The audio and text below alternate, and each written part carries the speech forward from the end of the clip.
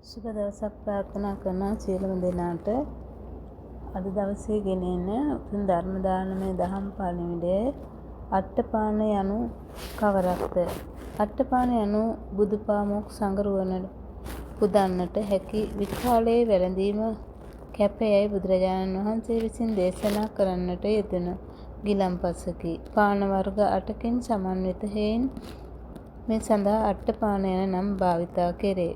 වින පිටකට අයත් මහා වග්ගපාලිය නම් උතුම් ග්‍රන්ථයේ අපගේ භාග්‍යවතුන් වහන්සේ භික්ෂූන් වහන්සේලා අමතා මේ අයුරින් ඒ පිළිබඳ වදාළ බව සඳහන් වේ.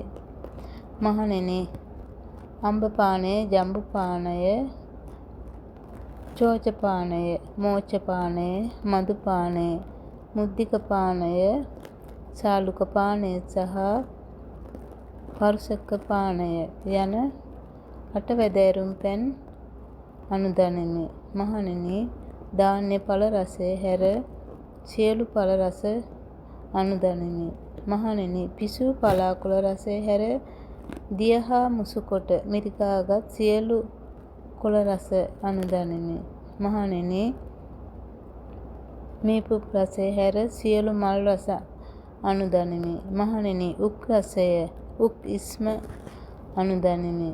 ඉහත සඳහන් කළ පාන වර්ග පිළිවෙලින් අඹ පැන්, ජම්බු පැන්, ඇටි කෙහෙල් පැන්, මස් කෙසෙල් පැන්, මිදිඋස පැන්, වියලි මිදි පැන්, ඕලු ගෙඩි පැන්, මසන්, උගුරැස්ස ගෙඩි පැන්, දෙහි දොඩම්, නාරන් බෙලි ආදී කුඩා පළතුරු වලින් සාදන ගිලන්පසද කැපය. පැපොල්, කොස් ආදී මහා පළතුරු වලින් සාදන ගිලන්පස අකැපය. දෙහි ගිලන්පස සෑදීමේදී වතුර කෝප්පයකට දෙහි බෑගය ඇඹුල් ගැනීම ප්‍රමාණවත්ය.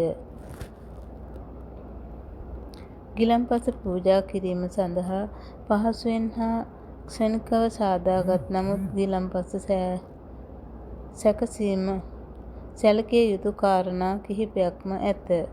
මෙම පානය සකසන්නේ මිනිස් සමාජයේ වෙසෙන අග්‍ර වූ පිරිස වන තථාගතයන් වහන්සේ ප්‍රමුඛ ආර්ය මහා සඟරුවන උදෙසා බැවින් පිරිසිදුකම ගැන විශේෂයෙන් සැලකිලිමත් විය යුතුය. ගිලන්පස සකසන ස්ථානයෙහි උඩුවියන් බැඳ තිබීම යහපත්ය. පානය සකසන පිරිස බුදුගුණ මෙනෙහි කරමින් වැඩෙහි නිරත වීම පානය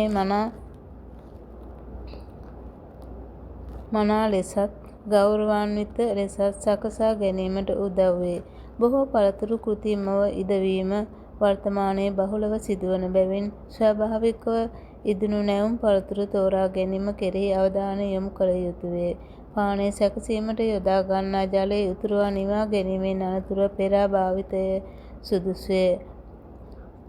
අවශ්‍ය පමණට සීනි සහ ලුණු යොදා ගැනීමෙන් පසු පළතුරුවල කෙඳි ආදී කැබලි සහිත දේ ඉවත්වීම පිණිස නැවත පෙරා ගත යුතුය. මේ සඳහා රෙදිවලින් මසා ගත් පෙරවහන්කඩ භාවිතා කළ හැකිය. විශේෂයෙන්ම විකාලයේ දීත් පූජා වන බැවින් පානයේ කැවිලි මුසු නොවීමට අතිශය විමසිලිමත් විය යුතුය.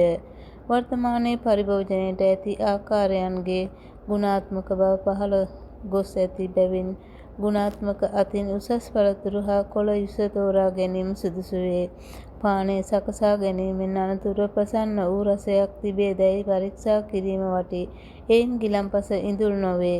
මුල සිටම මසුරු මල දුරු කරමින් ඉතා ශ්‍රද්ධාවෙන් යුතුව අප විසින් සකසා ගන්නට යෙදුණු ගිලන්පස පූජා කරගන්නා මොහොතේදීත් ඒ සිත ඒ ආකාරයෙන්ම රැකගත යුතුය. මෙසේ අට්ඨපාන පූජාව පූජා කළ හැකිය. අදිවාසේ තුනෝ බන්තේ අට්ඨපානං පරිකප්පිතං අනුකම්පං උපාදාය පතිගන්නාතු මුත්තමං. ස්වාමීනි, අප කෙරෙහි ඉවසාවා අප කෙරෙහි අනුකම්පාවෙන් යුතුව මනාව පිළියෙල කරන ලද මේ ගිලන්පස පිළිගනීවා.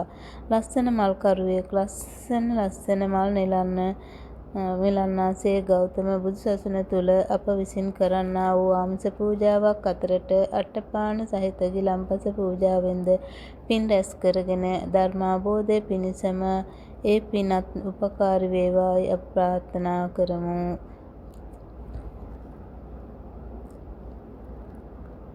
තෙරුවන් සරණයි සියලුම දෙනාට. මෙම දහම් පණිවිඩය සියලුම සත්‍යයන් හට අනුමෝදන් කරමි. අනුමෝදන් වේවා, අනුමෝදන් වේවා. සාදු සාදු සාදු.